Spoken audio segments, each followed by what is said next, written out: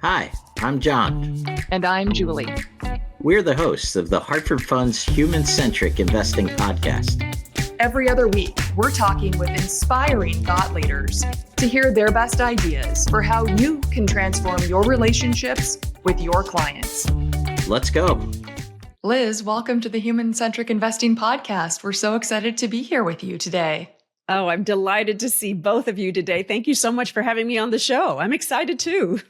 Absolutely, Liz. Thanks again for joining us. And I guess today's episode is really going to center around life lessons. And I know some of your thoughts are around the concept that the life lessons that we learn actually provide opportunities for career growth. Why don't you tell us a little bit about this concept and maybe a little bit about your own story? Well, I am a firm believer that no matter where you are in your career journey, there might be another chapter, and then there might be another chapter after that. And no matter how successful you are, no matter how happy you are, no matter how much money you may be making, in this day and age, I think it's so important to be thinking of, what else might I do next? I consider myself Liz 4.0. I am in my fourth career chapter. I started out as a classically trained singer and taught high school choral music, sang all through Europe, Italy, Germany, Switzerland, Austria. It was delightful. It was so much fun. Even sang for Pope John Paul II when I was over in Italy.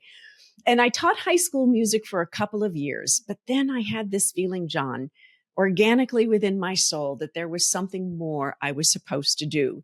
Now, I really had absolutely no clue what that was going to be. And this is before Google and the internet. And so I was going to the library and I was reading books. And I started reading one book called Who's Hiring Who by Richard Lathrop. And I had left teaching and I was working in retail and I was reading this book. And he talks about informational interviews. I'd never heard of such a thing. But when I was Miss Illinois in 1979 in the Miss America Scholarship Pageant, I'm very proud of that because I paid for my college education thanks to those scholarships. I wondered whether or not I could do something in television. So I bravely and blindly called up the two television stations that were in Champaign-Urbana, Illinois at the time. And I will fast forward the story and condense it down to, after about 6 months of conversation with the CBS affiliate, a position was literally created for me. And this is such a fancy title, the liaison for the community relations liaison. I think that was my title. And I learned everything on the job. And one thing led to another, and they had me voicing things, and then they had me doing my own little talk show. And then I was also one of the 3 women on the weather team, probably the only one in the country at that time. And I was at Channel 3, WCIA in Champaign-Urbana, Illinois for 3 years. And then I got this call to go to Tampa as the director of community relations. And I was the only female in upper management. And within a year, they tapped me to be on the air to anchor the early morning, I need to phrase that, early morning newscast. But I kept my night job as well, my day job. So I was working about 80 hours a week. And finally, after about 4 years of doing that, I asked to be taken off the air, which I was. I stayed in the management role. And I said, you know what? If God wants me back on the air, it's going to happen. And it did a year later. I was called to come to Boston. And I was at Channel 5 here in Boston as Chronicle for our news magazine show. And that was such a wonderful experience. And again, within a year, I was tapped to be the morning news anchor, the early morning news anchor. I think I have a sign on my back that says, please give me 2 jobs to do at the same time.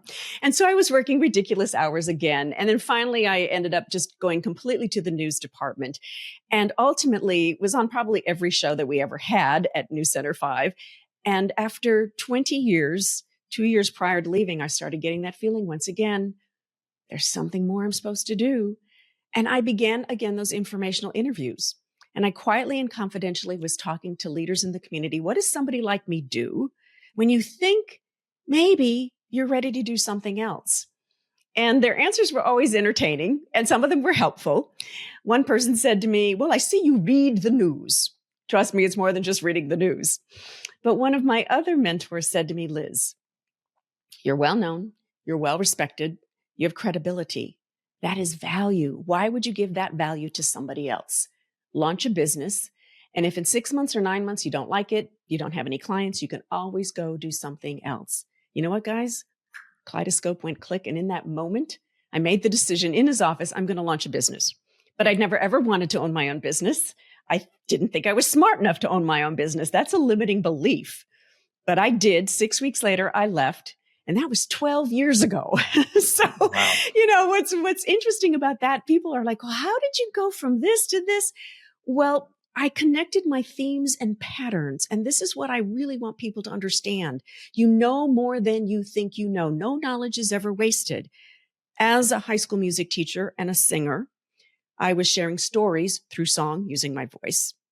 As a news anchor, a reporter, or a journalist, I was sharing other people's stories. And now, as an executive communications coach, I'm helping other people learn to tell their stories and learn to use their voice. And as a keynote speaker, I'm now sharing my story using my voice. So my themes and patterns have always been storytelling and using my voice. Those are how you connect the dots. That is such a fascinating story. I love it. I'm so energized. And, I think there's so much of that translates to financial services because so many financial professionals, this isn't their first career. And it's so exciting to see how so many have transitioned from other, passions that they've had into financial advising. But what's really interesting in conversations that I have with individuals, whether they're a financial advisor or they play a different role on a team, is thinking about just leveraging their natural strengths. I like to call them their superpowers, but we can call them whatever we want. But Liz, maybe you could share your ideas and give our listeners some of your wisdom on how do people find that or tap into that? Obviously, you've done that for yourself. But for those that are thinking, how do I figure out what those things are? How do I, leverage that? Maybe I'm at that place in my career where I want to make sure that I'm making the most out of me. What would you say to those individuals and how do we help people tap into that? It starts first and foremost with really accepting that you know more than you think you know. And there are a lot of people who will start off saying, well, I've never done that, so I'm not ready, or I can't do that, or whatever. You have to get past that mindset. That's the first step, is getting past that mindset and really being open-minded and thinking outside the box. The second thing is that you know more than you think you know. All right. No knowledge is ever wasted. And you have to really begin to be self-aware. When I'm working with some of my clients who want to connect those themes and patterns of their lives and they run through your life like rivers, I start back with, what did you want to be when you were growing up as a kid? Let's start with that.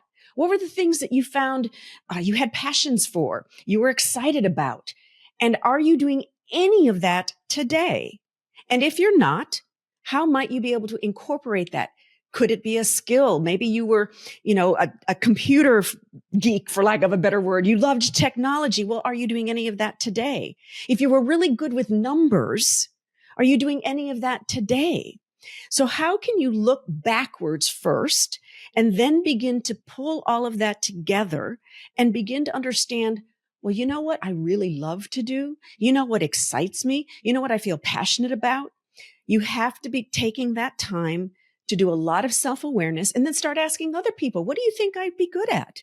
When I was doing all those informational interviews of, trying to figure out what I thought my next chapter would be, one thing I did learn was that I had to be able to translate the language we use in TV to the language that the corporate world used. For example, breaking news in television might be something like not breaking news in the corporate world, but when there's tragedies going on, they have high things that are just not working in their world.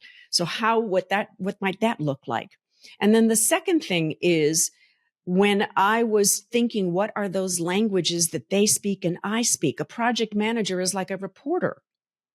So I was able to now speak their language so that I could then understand what my skill set was. And they could understand what my skill set was because we spoke different languages. So it's really taking the time to do that. That's the first place to start. And it doesn't matter what industry you're in, any industry, that's how you begin. So, Liz, I thought it was interesting. It seems to me like you mentioned the common thread that kind of followed you through, but it probably wasn't something you were aware of right up front, right? That's No. something that you had to discover over time. I guess there's two ways to look at this. One is that the financial advisor themselves, either getting into this business from something different, or maybe even exploring where they go from here. But another angle is to help many of our clients who may be expressing that they think there's something more. They've been doing what they've been doing for a long time. They perhaps would you recommend, as a financial advisor, actually suggesting some of these same steps to maybe a client who's expressing that kind of dissatisfaction or apathy, or just they've kind of lost that energy for passion, I guess it would be, of what got them started? There's so many different ways that you can start. I would absolutely agree. Start with what I just suggested.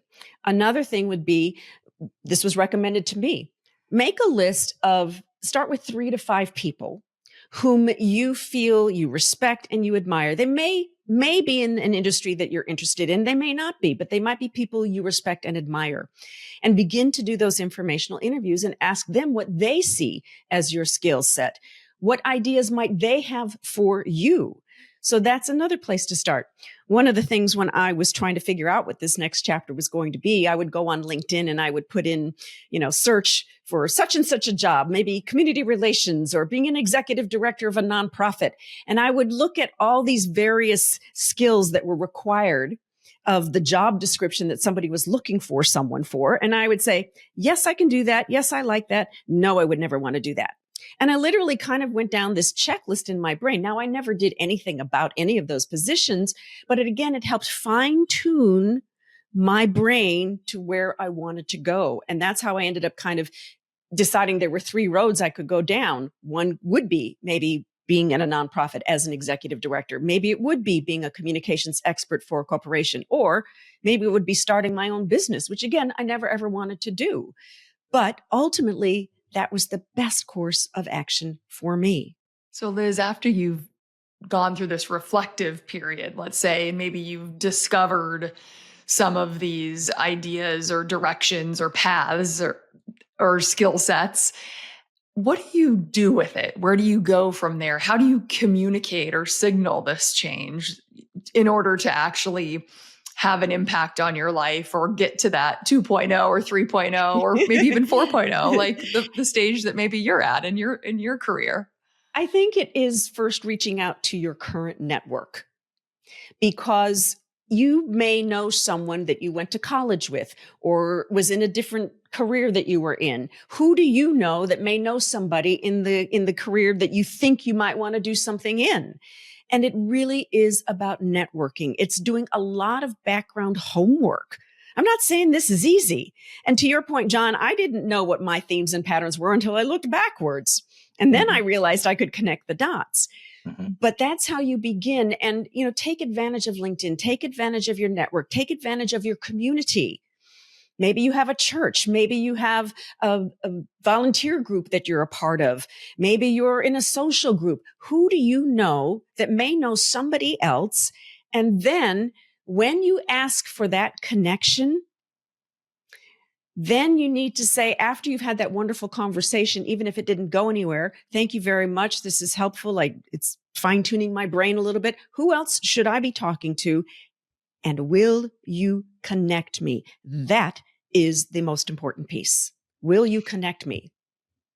It reminds me, Liz, Julie and I and our colleagues talk a lot about a concept we call the freedom paradox, where once someone retires, it's kind of like we've been waiting for retirement forever, right? Because we're going to get our calendars back and our time back, and we can spend our time however we want. And then we kind of do nothing with it because we're not sure where to go or what to do. But it sounds like this concept of informational interviewing with your network really is a great first step to try and find that. But I do have an interesting question that popped into my mind. You said you never thought about starting your own business.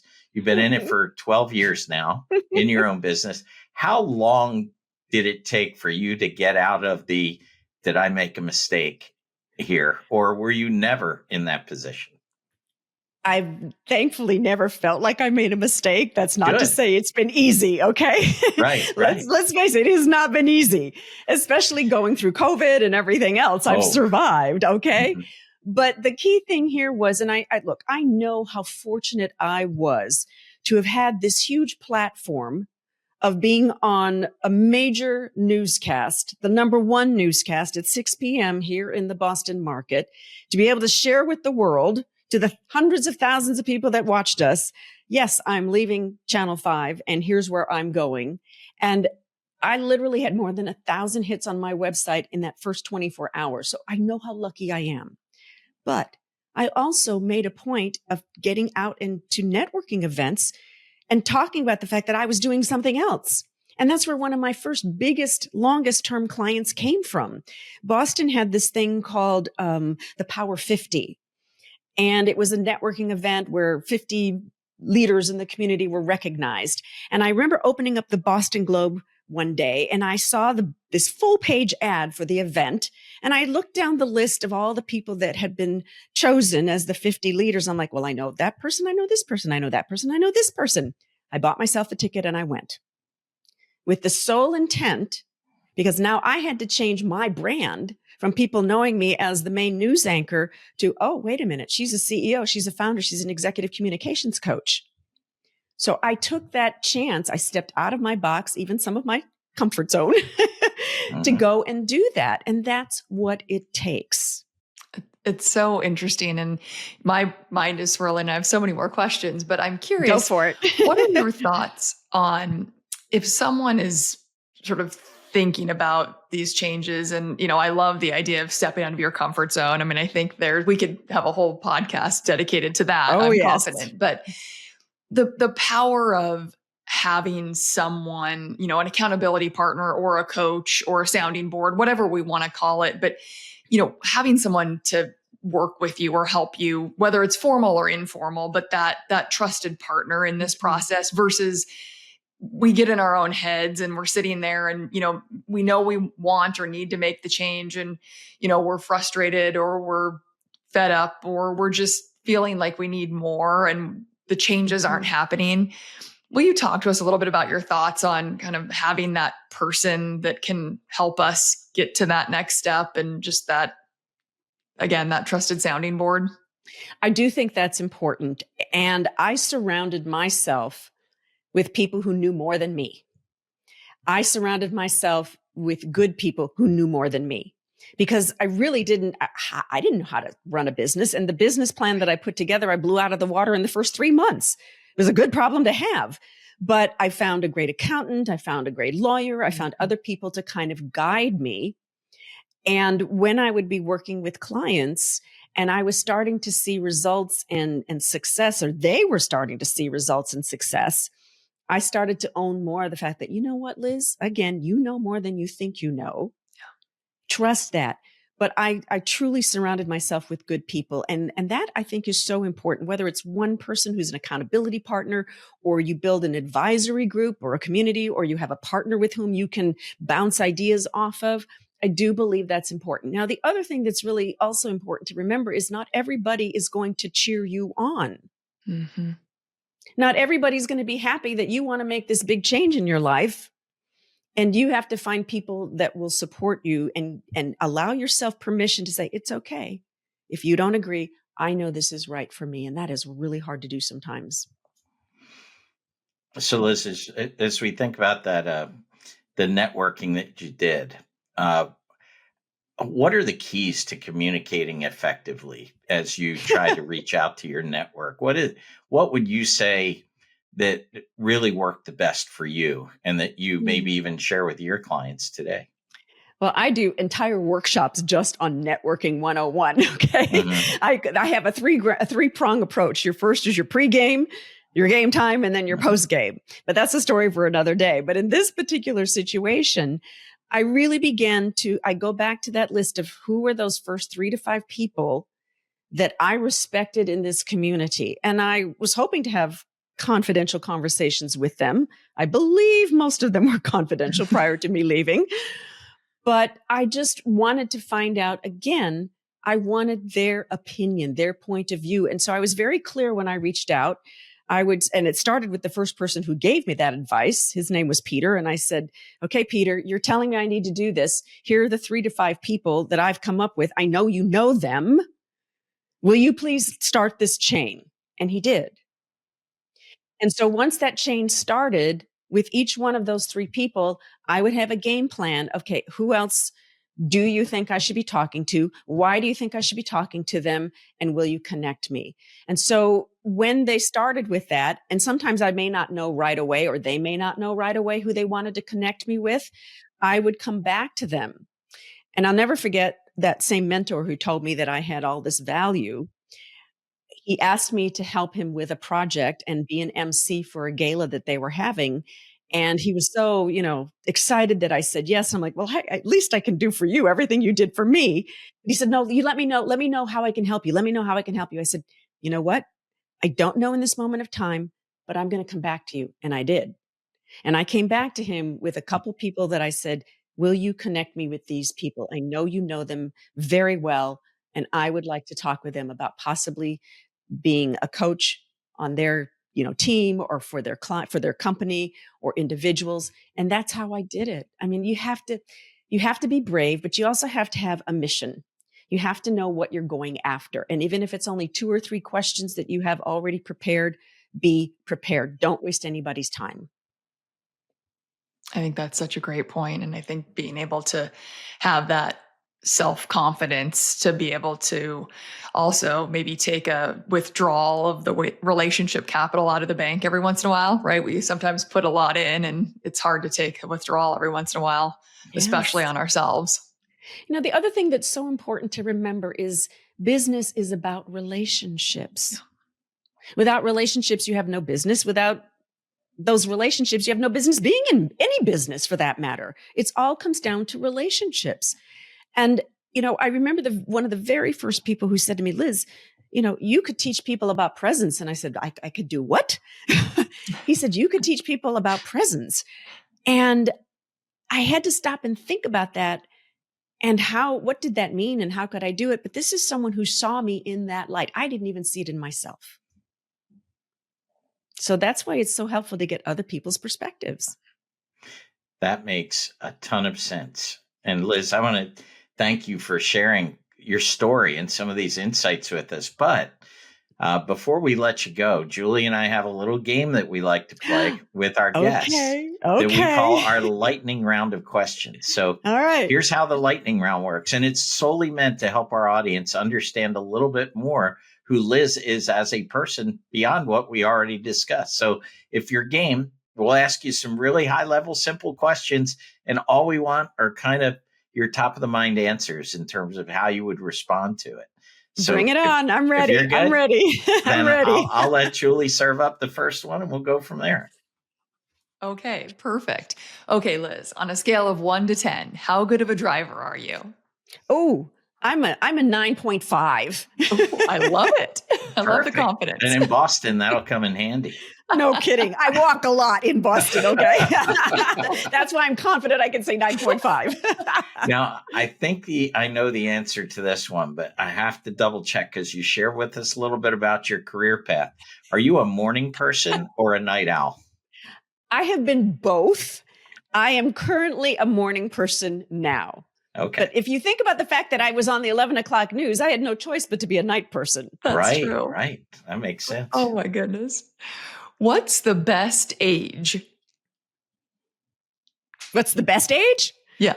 Like now.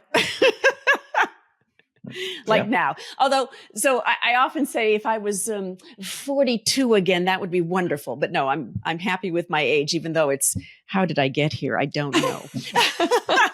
How did any of us get here? I have no idea how this happened. With that in mind, would you rather travel to the past or travel to the future? Ooh. Oh, wow. Well, I believe we have the opportunity to create our future. We cannot recreate our past.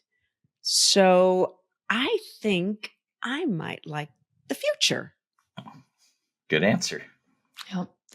What's the ideal outside temperature? Oh, 82. Oh, whoa, Toasty. warm. There you go. And it's not 82 here today in Boston. Trust me. I wish. Liz, would you rather read a book or listen to Audible? Read. Well, Liz, we can't thank you enough for joining us today on the Human-Centric Investing podcast. And for our listeners, if you're interested in hearing more from Liz, you can visit her website at lizbrunner.com. You can request her as a keynote speaker. As she mentioned, she does one-on-one coaching. She leads workshops. She also has her own book. It's called Dare to Own You. And she has her own podcast. It's called Live Your Best Life with Liz Brunner. And if you want to email her directly, it's info@lizbrunner.com. Again, Liz, thank you so much for your time today and for sharing all of your insights. Well, thank you so much, both of you guys, for having me on today. I'm so grateful. I really appreciate it. Thanks for listening to the Hartford Funds Human-Centric Investing Podcast. If you'd like to tune in for more episodes, don't forget to subscribe wherever you get your podcasts. And follow us on LinkedIn, Twitter, or YouTube. And if you'd like to be a guest and share your best ideas for transforming client relationships, email us at guestbooking@hartfordfunds.com. We'd love to hear from you. Talk to you soon. The views and opinions expressed herein are those of the guest, who is not affiliated with Hartford Funds. Hartford Mutual Funds may or may not be invested in the companies referenced herein. However, no particular endorsement of any product or service is being made.